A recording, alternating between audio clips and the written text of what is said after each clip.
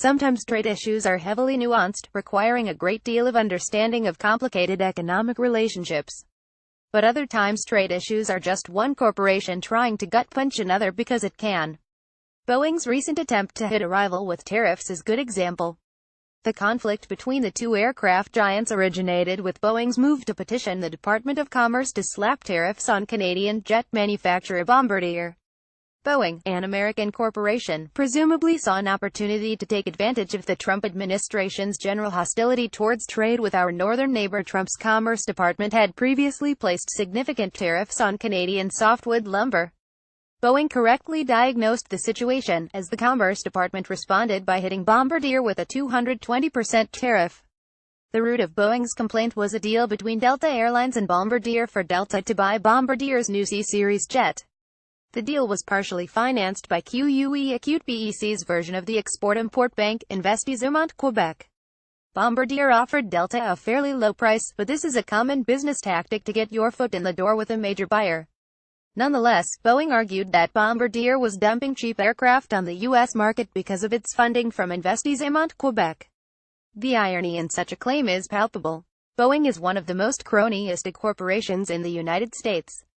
From 2000 to 2015, Boeing received more loans, loan guarantees, and bailouts from the U.S. government by any other corporation by a long shot. The Exim Bank, which performs a similar function to Investissement Quebec, is often referred to as Boeing's bank. Boeing benefits from approximately 40% of the funding Exim pushes out annually to finance American corporation sales. Boeing's attempt to take advantage of the current administration's attitude towards foreign imports was especially brazen given that Boeing does not even manufacture any aircraft that would compete with the Bombardier C-Series jet. In other words, Boeing saw an opportunity to use protectionist sentiment as a cudgel against an opponent, and took it. Rather than give up the Delta deal, Bombardier partnered with rival aircraft business Airbus to shift production to Airbus factory in Mobile, Alabama. In return for a 50.1% stake in the production of the C-Series jet, Bombardier was able to bypass the tariff. Bombardier's previous 62% stake dropped down to 31%, while Investissement Quebec saw its stake drop to 19% from 38%. Boeing was left making angry complaints. So who won? Certainly not Bombardier, which had to hand over half of a business venture in exchange for essentially nothing.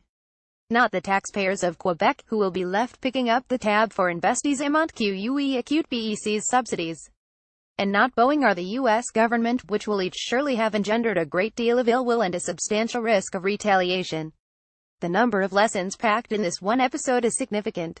One is the foolish nature of attempting to protect one heavily state-subsidized corporation against another through trade laws. If Canada wants to drop cheap, subsidized jets on the U.S. market, why not let them? Air travel prices would drop, and the tab would be picked up by the Canadian government. Another is the need to end the cronyistic subsidy mechanisms that allow certain corporations to prosper at the expense of others. Government enterprises like the Exim Bank subsidize corporations that do not need it, giving them a leg up in the marketplace and risking your money on episodes like that which Investissement Quebec just suffered. Perhaps the most important point on display is the distortive nature of trade barriers. Airbus may be thanking its lucky stars for the windfall that came its way out of thin air, but such economic disruptions are not good for the economy.